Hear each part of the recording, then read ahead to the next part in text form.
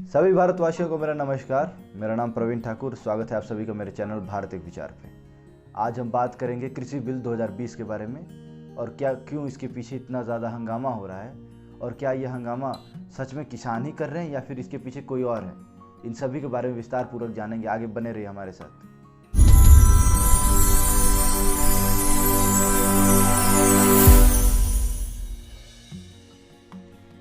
तो जी हम बात करते हैं कि आखिर ये बिल है क्या।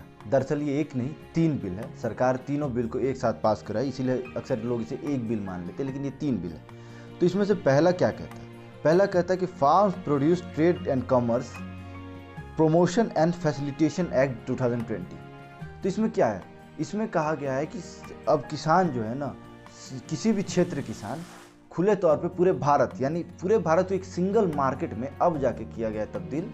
ये और इसी के बारे में और ज़्यादा आज़ादी देते हुए किसानों को कि वो अब कोई बिहार का किसान है और वो चाहेगा कि अपना पैदा किया गया सब्जी को ले जाके वो महाराष्ट्र में बेचे, या कोई महाराष्ट्र का किसान है वो सोचेगा कि वहाँ के जो अनार पुणे में जैसे बहुत सस्ते मिलते हैं, तो वो अनार वो सोचेगा कि मैं उतने सस्ते दाम पे ना बेचकर उसे मैं बिहार बेचूँ जहाँ पर बहुत महंगे बिकते हैं, ताकि वो बेहतर आमदनी कर सके। तो अब वो खुले तौर पे कर सकता है। इसके लिए अब किसी प्रकार की वो बाधा नहीं है उसके लिए।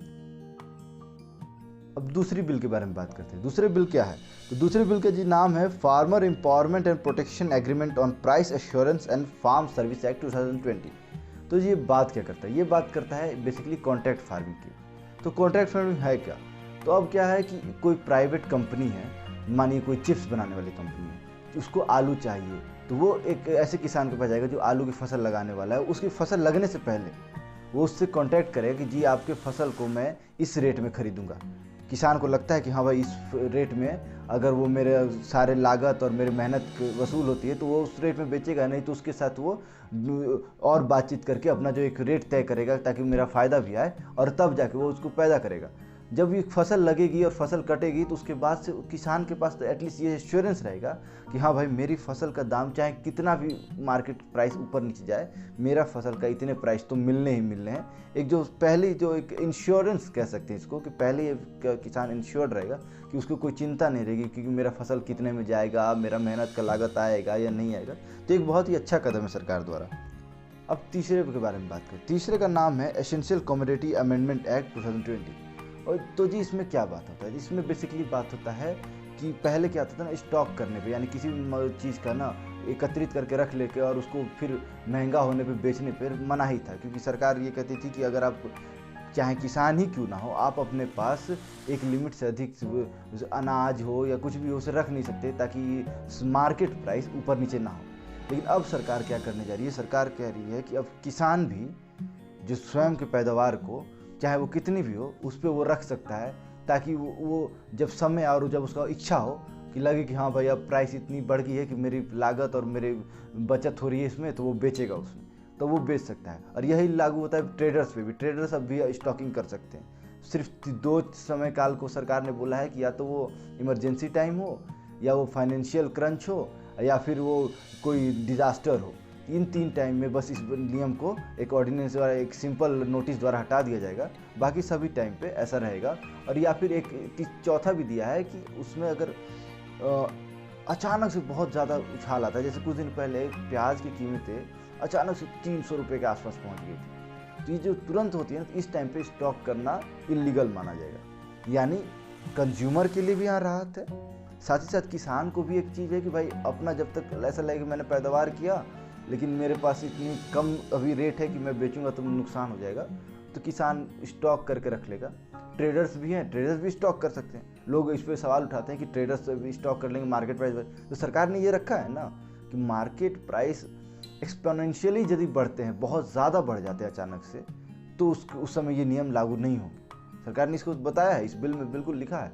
अब तो ये एक्ट बन गया, तो इसमें सरासर लिखा हुआ है कि कोई भी टाइम जब कंज्यूमर के लिए भी अगर ये मुश्किलात आते हैं तो सरकार उस टाइम पे एक सिंपल नोटिस द्वारा इस नियम को ना कुछ समय के लिए रोक देगी, ताकि इस कंज्यूमर पे भी बहुत ज़्यादा भार ना पड़े। तो अब तक जो आपने जाना, जिसे सुनकर ये कहीं नहीं लगता कि ये बिल कहीं भी फार्मर्स के खिलाफ है या फिर सरकार किसी रूप से फार्मर्स के खिलाफ कुछ कर रही है। फिर ये इतना हंगामा क्यों? किसान आज सड़कों पर क्यों? तो साथ ही साथ ये भी मैं सवाल उठाना चाहूँगा कि जो सड़क पे हैं क्या सच में किसान हैं? क्योंकि सवाल हर तरह के उठते हैं। और हमारे देश में क्या है कि पूरे देश में अगर सबसे ज़्यादा कोई जिल्लत की ज़िंदगी जी रहा है तो वो किसान ही है। ये सच्चाई है। इसके बारे में कोई भी सरकारें आई, चाहे वो मोदी गवर्नमेंट क्यों ना हो, चाहे कोई भी गवर्नमेंट क्यों ना हो, एक ठोस प्लान किसी के पास नहीं रहा कि कैसे किसानों को सुधार किया जाए, किसानों के हालात को सुधारा जाए। लेकिन हाँ, कुछ नियम कानून में बदलाव किए जा रहे हैं धीरे धीरे, जो आशा के किरण दिखाते हैं। भारत में जो कृषि ये है ना, कृषि सबसे कम फायदे वाला बिजनेस है भारत। यहाँ लागत और कमाई में बहुत छोटा सा अंतर है, जिसको अगर अंतर को ना के बराबर ही माना जाए, और कभी कभी तो अंतर होता ही नहीं, उल्टा घाटा ही लगता है, और तभी भारत में किसान आत्महत्या करता है। लेकिन उन किसानों की बातें क्या सच में हो रही हैं यहाँ पर, या फिर राजनीति हो रही है? क्या सच में जो रास्तों पे खड़े हैं वो किसान हैं, गरीब किसान हैं, मजबूर किसान हैं? तो इस सभी के बारे में आपको अब मैं डिटेल में बताऊँ कि धीरे धीरे ये राजनीति कहाँ हुई, कैसे एक किसान का जो आंदोलन कहेंगे उसे कैसे हाईजैक किया गया, और कैसे अब वो बस एक लेफ्ट का तमाशा बन के रह गया। तो आंदोलन है तो डिमांड भी है, तो देखते हैं डिमांड्स क्या है। तो कुछ डिमांड्स मैं यहाँ आपको पढ़ के बता देता हूँ कि पहला डिमांड तो है कि तीनों के तीनों बिल को वापस लीजिए। दूसरा डिमांड है कि मिनिमम सपोर्ट प्राइस यानी एमएसपी को लीगलाइज कीजिए, एक कानूनी हक बना दीजिए। तीसरा है कि जो एमएसपी है उसको 50% से लागत से 50% बढ़ा दीजिए। चौथा है एयर पॉल्यूशन होने का जो नियम लाया है कि अगर वो कोई पराली जलाता है तो उसके ऊपर केस होगा, उसके ऊपर सजा होगी, इस नियम को हटा दीजिए। चौथा है कि नेशनल कमीशन ऑफ फार्मर्स की जो बातें थी उसको इम्प्लीमेंट कीजिए। पांचवा है, ध्यान दीजिएगा मैं क्यों कह रहा हूँ, पांचवा है सभी केसेस जो farm union leaders, writers, human right activist, poets and intellectuals पे जितने भी केसेस है वो सबको वापस कीजिए और उन सभी को जेल से बाहर निकालिए। डीजल की प्राइसेस 50% तक कम कीजिए एग्रीकल्चर के लिए, और इलेक्ट्रिसिटी जो फ्री था, लगभग कुछ जगहों तो बिल्कुल फ्री ही था, उनको जो दोबारा चेंज लाएगा कि नहीं बिजली बिल लगेगा, उसके बदले आपको आपके अकाउंट में पैसे दिए जाएंगे, सब्सिडाइज जो पैसे जैसे आपको गैस वाले आते हैं वैसे किए जाएंगे। तो ये जो नियम था ना इसको हटाइए। तो इनके डिमांड्स क्यों लॉजिकल नहीं है, या फिर इनकी डिमांड्स क्यों सरकार मान नहीं रही है?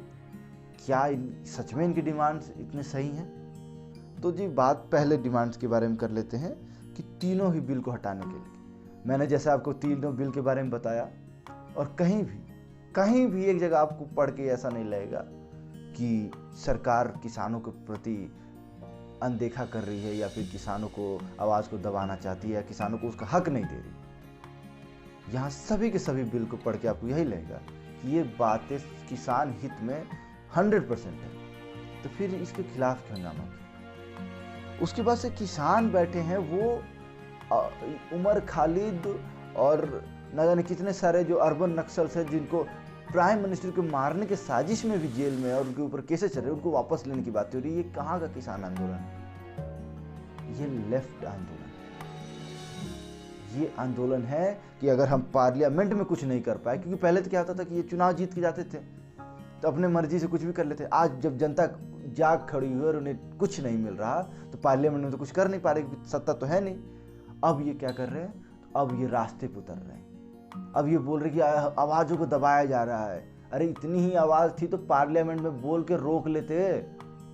तो आप बोलोगे यार हमारे पास तो क्या कहते हैं नंबर्स नहीं है, नंबर्स में पीछे छूट जा रहे। क्यों छूट रहे हो? अगर इतना ही भलाई का था तो आपस में आपकी गठजोड़ क्यों नहीं हो पा रहा? एक साथ मिल के खड़े होकर कहो, अरे लोकसभा में नहीं तो राज्यसभा में कहो। लेकिन नहीं जी, आप जानते हो कि बातें जो है ना सही हो रही, तो फिर उसे रोका कैसे? कैसे सरकार का विरोध किया जाए जब इसमें कोई विरोध करने लायक बात ही नहीं? किसान का नाम पे, क्योंकि किसान के प्रति सबको ही सद्भावना रखता है, हम आप सब रखते हैं, क्योंकि आज किसान की जो दुर्दशा है ना असली में, मतलब किसान और भिखारी में कोई फर्क नहीं रह गया इस देश में। जो सबका पेट भर रहे हैं ना, वह खुद ही भीख मांगने पर मजबूर हो जाते हैं। लेकिन सच में उनकी बातें कहीं नहीं हो रही। सरकार अगर कोई इंटेंशन दिखाती है तो आप फार्म आंदोलन के नाम पे लेके आते हो। कैसा आंदोलन है ये, जहाँ पर उमर खालिद के पोस्टर दिखाई दे कि इनको छोड़ दीजिए? वहाँ पोस्टर दिखने चाहिए उन किसानों की जो आत्महत्या करके मर गए, उनके घर वालों को दिखानी चाहिए जो बेचारे भूखे नंगे पड़े हुए हैं। लेकिन आपको तो वो नहीं दिखते हैं। आपको दिखते हैं तो बस अर्बन नक्सल्स दिखते हैं, आपको दिखती है अपनी राजनीति। इन सभी के बीच में जो सबसे बड़ी डिमांड सामने आ रही है वो है एमएसपी को लेकर। किसानों का कहना है कि सरकार एमएसपी को लीगलाइज करे। तो जान लेते हैं कि आखिर ये एमएसपी का पूरा चक्कर क्या है।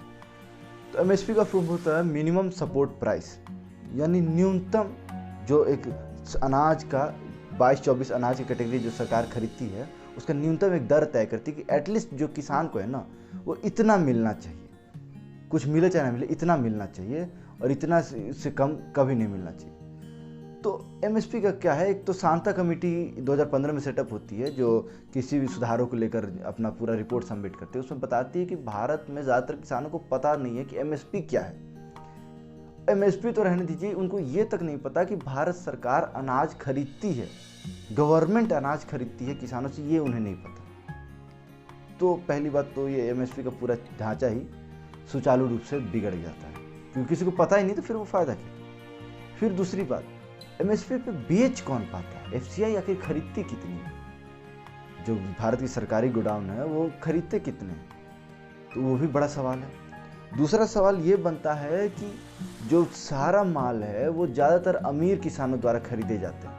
मतलब अमीर किसानों के पास पहुंच है, संसाधन है, ताकि अपना जो अनाज है उसे बेच पाता है। लेकिन ज़्यादातर किसान अपने अनाज को मंडियों में या बाहर ही बेचते हैं।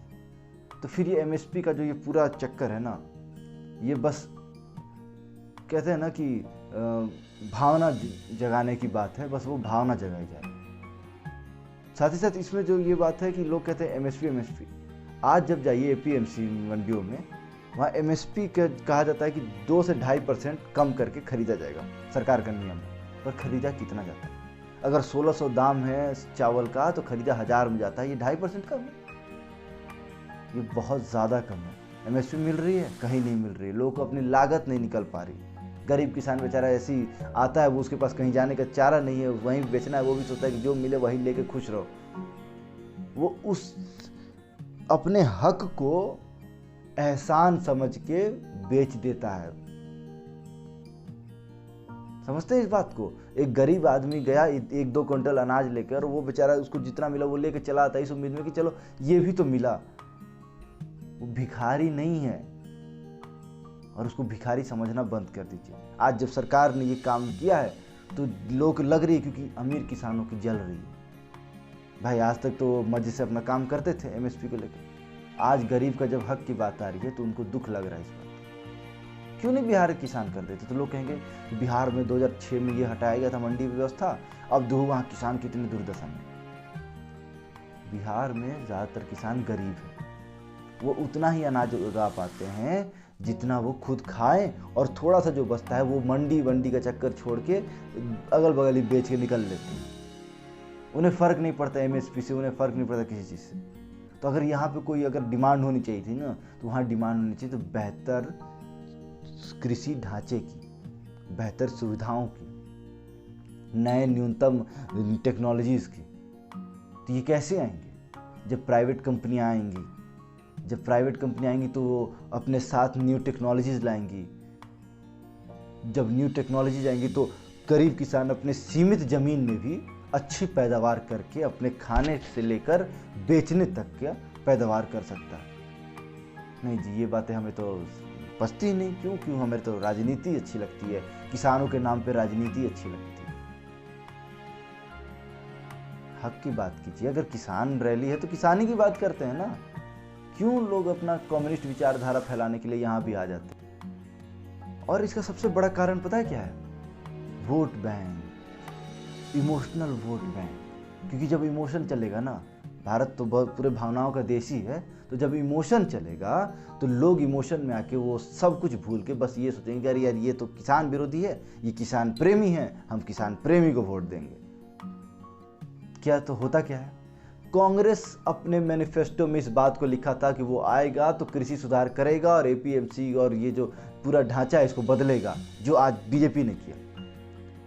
जून में यही राकेश टिकैत बोलते हैं कि ये सालों की जो आंदोलन था आज उसका फल मिल गया, दशकों के आंदोलन का फल मिल गया, आज बेड़ियों से आज़ाद हो गए। कुछ महीनों बाद राजनीति आई। राकेश टिकैत जी कौन थे? राकेश टिकैत जी वही हैं जिन्होंने कांग्रेस के टिकट पे चुनाव लड़ा था और हार गए थे। तो भाई वो तो चाहते हैं कि सुधार हो, लेकिन ये सुधार चाहते कब है? जब कांग्रेस हो। भाई तो ये तो गजब बात है। इतना ही नहीं, कम्युनिस्ट पार्टी हो चाहे आम आदमी पार्टी हो, सबने अपने अपने मैनिफेस्टो में इस बात को लिखा था। और दिल्ली ने तो आम आदमी पार्टी के केजरीवाल जी ने तो अपना लागू भी कर दिया अंदर अंदर, और ऊपर से बोल रहे कि गलत है। अजीब दोहरा रवैया है आपका। खैर, आपसे तो इससे ज्यादा कुछ उम्मीद की नहीं जा सकती है। आगे बात करते हैं। सुखबीर सिंह बादल, जिन्होंने सालों की जो गठबंधन थी उसको तोड़ के चले गए, इस उम्मीद में कि जो उनकी डूबती हुई राजनीति की नैया है ना, क्योंकि अब तो अकाली की जो नैया है वो डगमग डगमग हो चली है, लास्ट ही चल रही है, तो उसको किसान का सहारा देके फिर पुश करके उठाया जाए, तो वो भी निकल लिए इस राह पे। आप जाके दूरदर्शन पे आने वाले कुछ ये जो वीडियोस हैं इनको जरा ध्यान से देखिए। यूं कहने को हिंदुस्तान एक देश होने के नाते एक यूनिफाइड मार्केट है, लेकिन किसानों के लिए सरकार जब मर्जी कहीं भी लक्ष्मण रेखाएं खींच देती है। बंदिशों का सबसे ज्यादा त्रास गेहूं व चावल उगाने वाले किसानों ने सहा है, खासकर हरियाणा और पंजाब के किसानों ने, जिन्होंने हरित क्रांति लाकर देश को अनाज में आत्मनिर्भर बनाया और सारे देश का पेट भरा। इन्हें अपनी ही फसल अपने मनपसंद ग्राहक को बेचने की आजादी नहीं रही है। देश के किसी अन्य प्रांत में तो क्या, अपना उगाया अनाज अपनी तहसील या लोकल मंडी में प्राइवेट ट्रेडर्स को देने पर भी कड़ी मनाहियां रही हैं।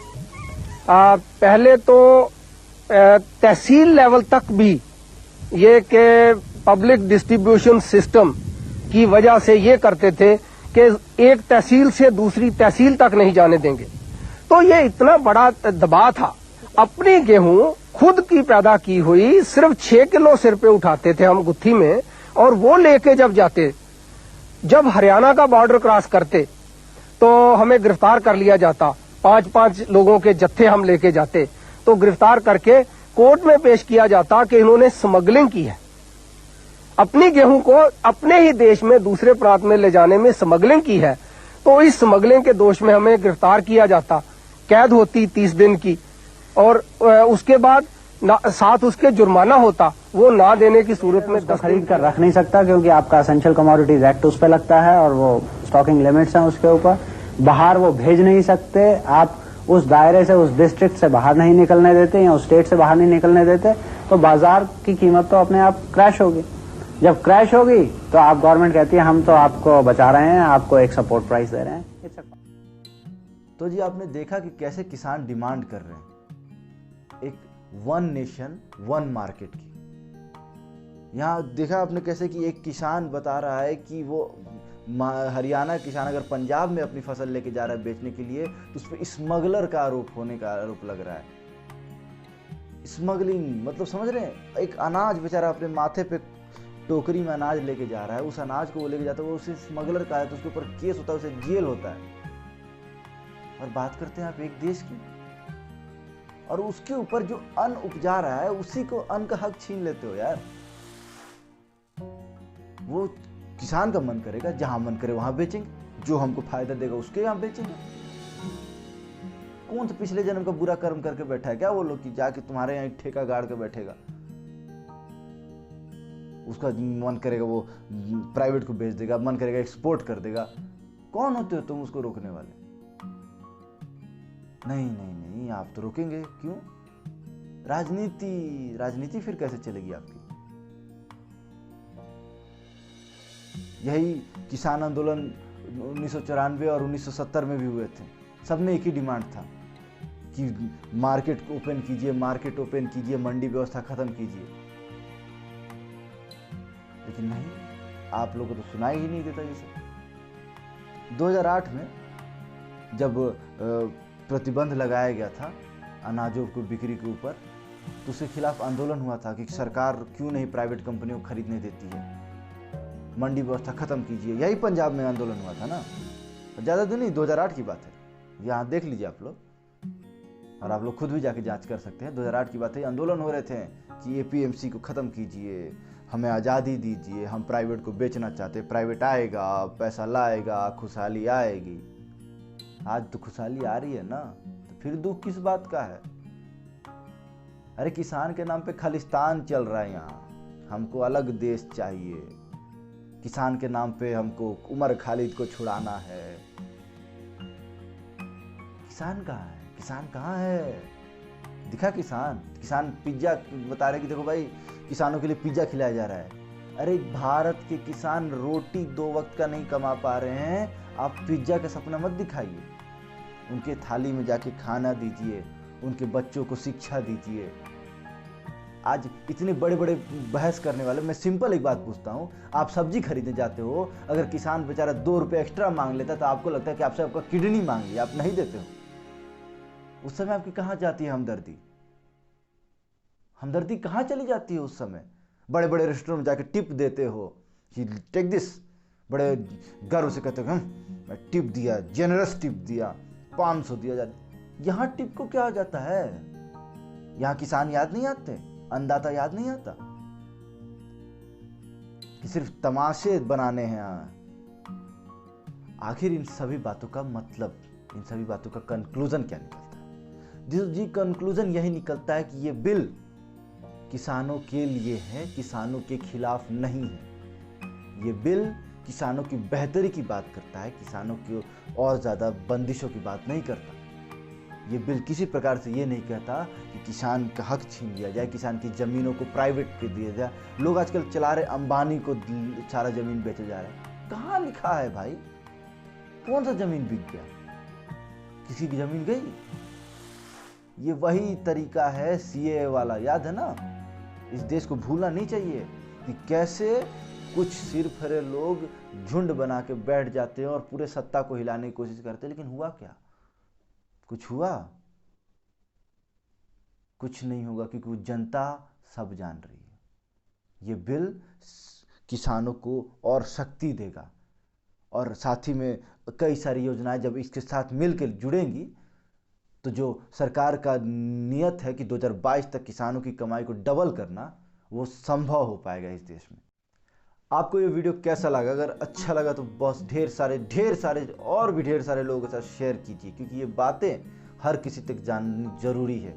आज देश का जो माहौल है उसमें आप चुप मत रहिए, अपने आप को और अपने जैसे कोई आवाज़ों को आगे बढ़ाइए, और इस वीडियो को ज़रा बड़ा सा लाइक दीजिए और मेरे चैनल को सब्सक्राइब